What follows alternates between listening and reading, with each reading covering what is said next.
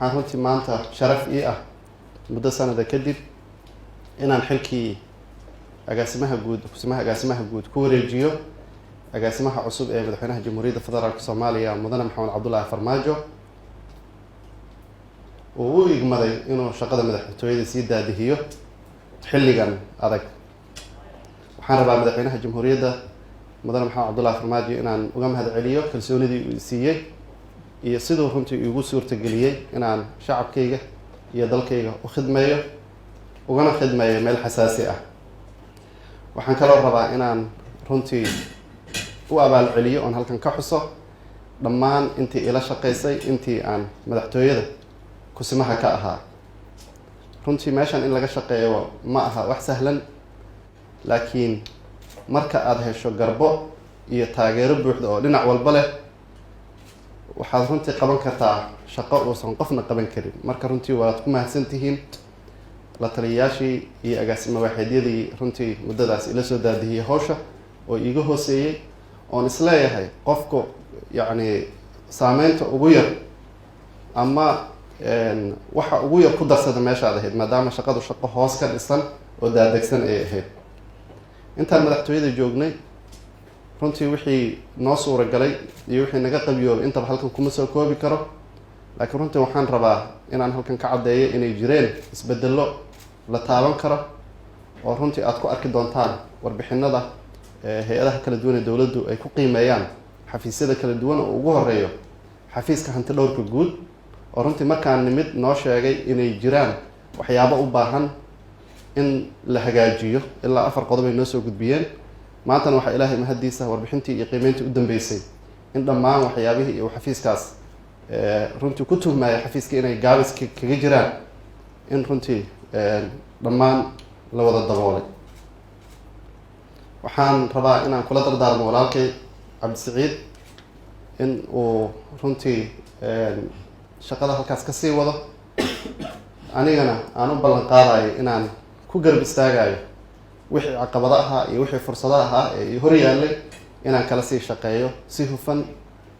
Cabdisiciid ma aha qof banaanka ka yimid, waa qof madaxtooyada runtii saraakiisheeda ugu sarsareysa ka mid ahaa, xogogaalna uu ahaa waxyaabo fara badan.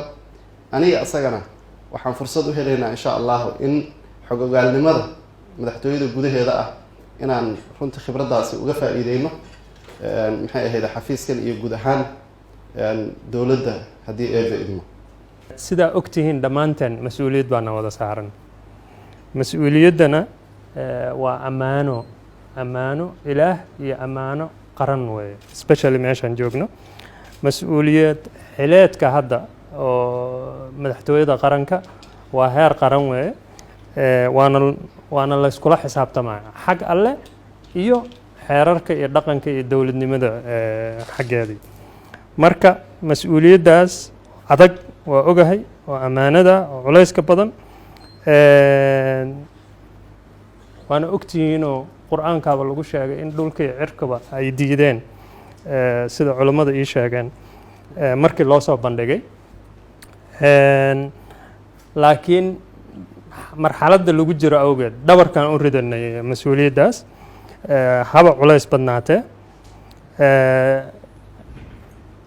gilgilashana ma nooga harayso oo waxay u baahan tahay inaan isu diyaarino oon qabanno si hufan oo karti leh inaan hawshaas u qabanno.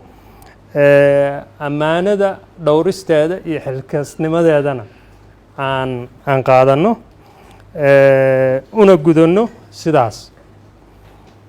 ilaahayna waxaan ka baryaynaa inuu nagu kaalmeeyo.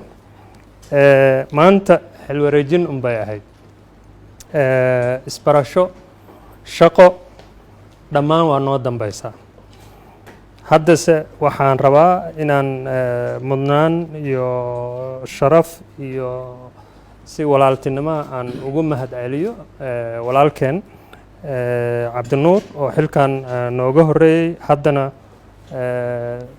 wareejinooyo. runtii shaqo fiicana lasoo qabtay intuu muddada uu xilka hayay, wuuna ku ammaanan yahay, waana uga mahadcelinaynaa shaqadaas siduu u soo daadahiyey. agaasime cabdinuur nagama foga, wixii maaragtay dhib noqdana asagaa macnaha xogteedii iyo xalkeedii na siin doona. inteena kale waxaan leenahay waan isu dambaynaynaa.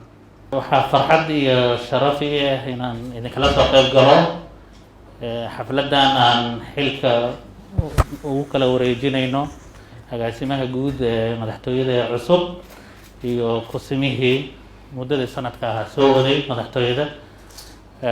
marka koowaad waxaan bogaadinayaa hawshii adkeyd uu cabdinuur uu kusoo qabtay hawshii kusimanimada oo runtii yani aan dhihi karna madaxtooyadii wuxuu ka dhigay hay-ad yani habaysan waxa uu saxa ugu muhiimsan oo sida hadda ay shaqaalaha iyo agaasimayaasha ay ugu hambaleeyeen xuquuqda shaqaalaha. waxay leeyihiin dad ishormariyaa jiro ayagoo shaqadoodii wada haddana yani waxbarashta gareedkooda bedela marka xuquuq ay ku yeelanayeen oo u saxay. dadkaas ilaa 60 qof ay gaarayeen. 60 qof yani say u badan yihiin. aadaan ugu farxsanahay dadkaas dad ka mida inay fadhiyaan filayaa. uu ku mahadsan yahay cabdinuur sida uu waqtiga adag uu uga soo dhalaalay waajibaadkii hay-addii ugu sarreysay dalka uuna u qurxiyey. waana maanta siduu ku fadhiyo idinka dhan aad ku faraxsan tihiin aad u aragtaan. sidoo kale walaalkay cabdisaciid agaasimaha guud waxaan balyeynayo waa cabdisaciid muuse cali. waa nin mas-uul academic ah, professor jaamacada aha, arrinkan dowladda iyo shaqadeedana aad u yaqaana. maktabku hadda ka shaqeynayana xafiiskana maktab aad u weyn oo taabanaya qaranka ayuu ahaa. ka horna uu dowladda uu ka shaqeynayay. maanta waan ku faraxsanahay inuu howsha maamulka madaxtooyada in loo doortay madaxweynaha jamhuuriyadda federaalka madaxweyne maxamed cabdullaahi ku mahadsan yahay inuu soo xoro nin noocan oo kale ah. annagana waxaan u ballan qaaday